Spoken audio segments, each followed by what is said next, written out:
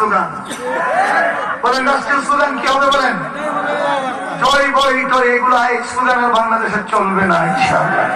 বলেন মুসলমানের স্লোগান কি হবে? বলেন